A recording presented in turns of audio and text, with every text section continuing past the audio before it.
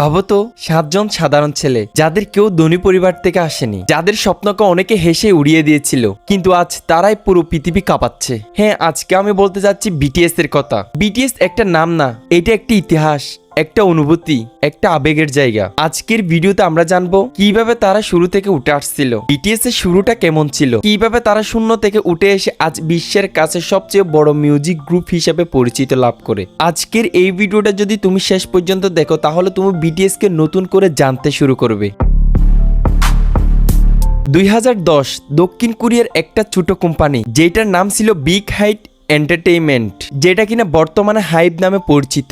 এই কোম্পানির নাম ছিল সিইউ ব্যাং সিহাইকুক। তিনি একদিন একটা স্বপ্ন দেখছিলেন। তিনি চেয়েছিলেন এমন একটা গ্রুপ তৈরি করতে যারা শুধু গান করবে না, মানুষের হৃদয়কে ছুঁয়ে দিবে। প্রথমে তিনি একজন ছেলেকে খুঁজে পান যার নাম ছিল কিম রেমজন। বর্তমানে সবাই তাকে আরএম নামে চিনি। তারপর ধীরে ধীরে যুক্ত হলেন জিন, সুগা, জেমিন, বি, জেহু এন্ড জাংকুক। কিন্তু তাদের পথ মোটেও সহজ ছিল না।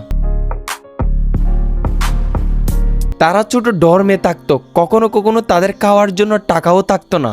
অনেক সময় অনেকে বলতো কখনো তোমরা সফল হতে পারবা না, কিন্তু তারা থামেনি। রাত জেগে প্র্যাকটিস, গাম, কষ্ট, কান্না সবকিছু সহ্য করে তারা এগিয়ে গেছে। 2013 সালের 13 জুন তাদের ডেবিউ গান, যার নাম ছিল নো মোর ড্রিম। কিন্তু তখন তাদের কেউ চিনত না। তারা বড় কোম্পানির গ্রুপ না হওয়ায় অনেক শোতে তারা ডাক পেত না, তবুও তারা হাল ছাড়েনি। একটা সময় গিয়ে ধীরে ধীরে তাদের গান মানুষের হৃদয়ে জায়গা করে নিতে শুরু করলো। ফার্স্ট তাদের ভাইরাল গান ছিল আই নিড ইউ, ডুভ, রান। এই গানগুলো তাদের জনপ্রিয়তা বাড়িয়ে দেয়। তারা সোশ্যাল মিডিয়ায় তাদের ফ্রেন্ডদের সাথে সরাসরি যোগাযোগ করত, যেটা কিনা আর কোনো গ্রুপই করতো না। তারা সবার থেকে আলাদা হয়ে ভিন্ন ধরনের কিছু করতে চেয়েছিল। এইভাবে জন্ম নেয় এই আর্মি।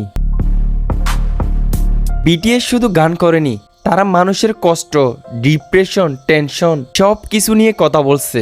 তাদের গান অনেক মানুষকে নতুন করে বাঁচতে শিখাইছে। তারপর একটা সময় আসে পুরো পৃথিবী তাদের দিকে তাকিয়ে থাকে। কি হয়েছিল এরপর সেটা জানতে চাইলে পরের পার্ট মোটেও মিস করো না। তুমি যদি বিটিএস আর্মি হয়ে থাকো, তুমি যদি বিটিএস কে ভালোবেসে থাকো, তাহলে এই ভিডিওটাতে অবশ্যই লাইক দাও, সাথে চ্যানেলটাও সাবস্ক্রাইব করে দাও। কারণ সামনে আসতেছে বিটিএস কে নিয়ে আরো অনেক অজানা তথ্য, যেগুলো আজ পর্যন্ত কেউ তোমাদের বলেনি, যেইগুলো শুধু আমি জানি, তাই অজানা।